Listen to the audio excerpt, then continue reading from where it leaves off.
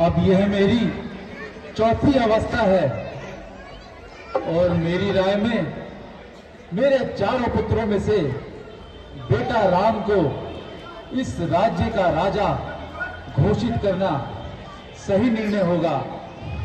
सुमंत जी महाराज, आप बताइए, क्या ये मेरा ये राम को राजा बनाने का विचार सही है?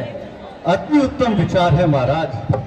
और राम अवध में सर्वप्रिय है और राम सब गुण संपन्न है महाराज। अति उत्तम विचार है महाराज। गुरुदेव, आपकी राय में क्या है? हे राजा, जो आपने निश्चय किया वह अति उत्तम है। ठीक है गुरुदेव। सुमंत जी, आप जाइए और बेटा राम को सभा में उपस्थित कीजिए। जो आज्ञा महाराज।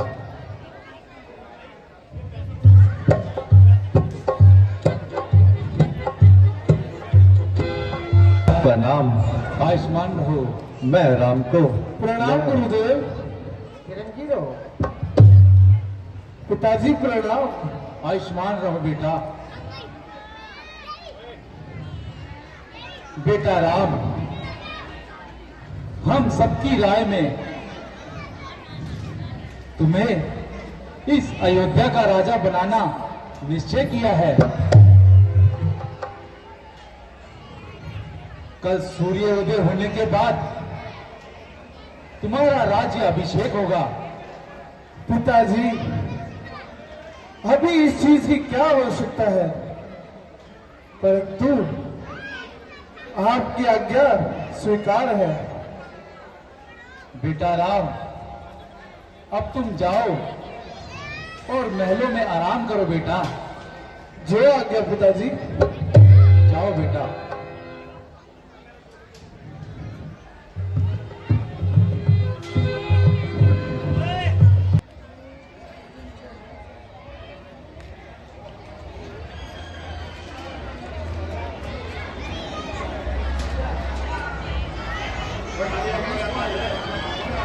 Hello hello.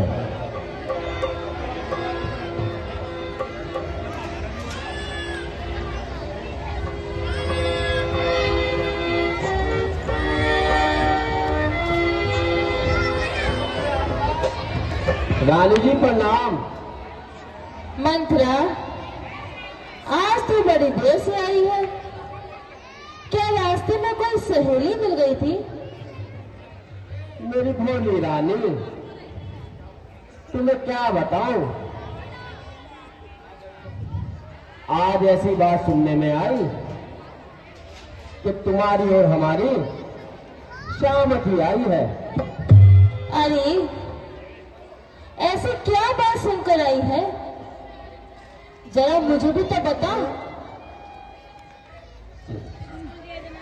रानी जी, मैं क्या कहूँ, बड़े गजब की बात। रानी, बड़े गजब की बात। जब से मैंने ये सुना, थर थर कांपे हाथ। जब से मैंने ये सुना, थर थर कांपे हाथ। राजसभा में बैठ के राजा ने की मनमानी है। राजा ने की मनमानी है। बना दिए राजा राम भरत के, कर कर काबू डाली है। बना दिए राजा राम भरत को, कर काबू डाली है। मेरी भोली रानी, राजा ने कल एक विशेष दरबार लगाया है, जिसमें सबकी राय में राम को इस युग का राजा बनाने में निश्चित हुआ है। राजनीति के भी चट रोटी पट दाल, मैं बेटा राह संभाल। बस अब तो तुम कौशल्या की दासी बन के रह गई हो और उम्र भर के लिए बर्बाद हो चुकी हो। इधर बेचारे भरत की तकदीर ही फूट गई है। एक बेटा राज करे और दूसरा बेटा दर की ठोकरें खाए।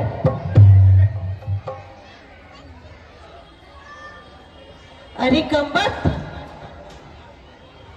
बाण समान वचन लागे तोरे, बाण समान वचन लागे तोरे, सन्मुख से हट जा दूर वचनी, सन्मुख से हट जा दूर वचनी, राम भरत से अति प्रिय मोरे, बाण समान वचन लागे तोरे, बाण समान वचन लागे तोरे, वचन कठोरा जो फिर बोली, वचन कठोरा जो फिर बोली, लूंगी प्राण में छिन छिन तोरे, बाण समान वचन लागे तोरे, बाण समान वचन लागे तोरे। बस यही बात थी। अब तेरा सत्यानाश हो। अरे दुष्टा, यदि राम को राज्य मिलता है तो तेरे घर से क्या जाता है? अरे दुष्टा, तुझे तो मेरे पास खुशी खुशी आना चाहिए था और मुंह मांगा इनाम पाती। मेरी भोली रानी,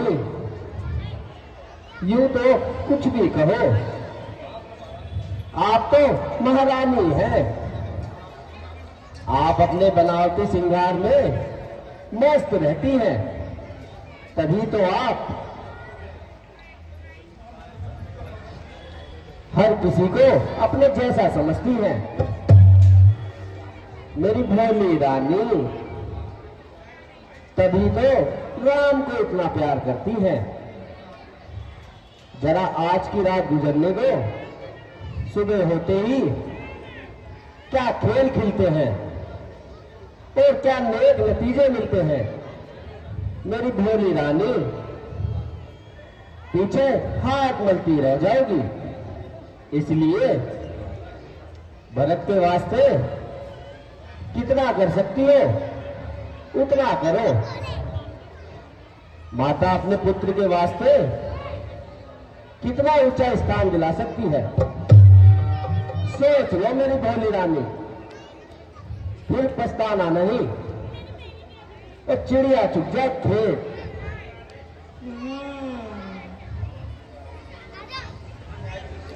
यदि न्याय की दृष्टि से देखा जाए तो मंत्रा का कहना उचित है। यदि राम को राज्य मिलता है तो मेरा पुत्र भरत उम्र भर के लिए दास बनकर रहता है। भला हो बेचारी मंत्रा का, जिसने उचित समय पर मुझे ये वरदान सुनाया, वरना मेरे नष्ट होने में तो चंद ही दिन रह गए थे। अब तो मैं किसी के दबाव में नहीं आऊंगी, चाहे कुछ भी हो जाए, चाहे सूरज पश्चिम दिशा से उग जाए,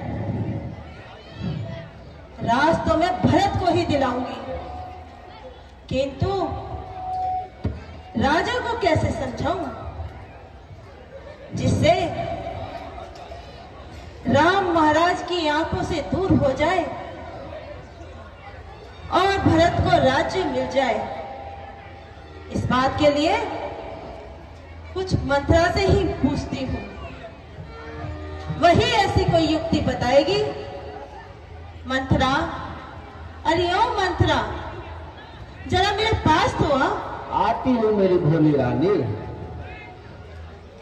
मंथरा, आप कोई ऐसी युक्ति बता जिससे राम महाराज की आंखों से दूर हो जाए और मेरे पुत्र भरत को राज्य मिल जाए। मेरी भोली रानी, मेरी उपस्थिति में कोई चिंता ना कीजिए। मैं आपको एक ऐसा उपाय बताऊंगी जो आपके काम आएगा। जल्दी बता मंथरा। मेरी भोली रानी, कभी आप महाराज के साथ युद्ध भूमि में गई थी। उन्होंने आपको तो वरदान देने को कहे थे, सो बस आज उन्हें मांग लो। एक वर्ष से राम को 14 वर्षों का वनवास और दूसरे वर्ष से बेटा भरत को राज्य। वाह वाह, क्या खूब बताया है मंथरा। आज तूने मेरे दिल की मुरादें पूरी कर दी। मंथरा, अब तू जा और महाराज को कोप भवन में भेज दे। मैं भी कोप भवन में जाती हूँ और वही त्रिया चरित्र रचाती हूँ। ठीक है मेरी भोली रानी।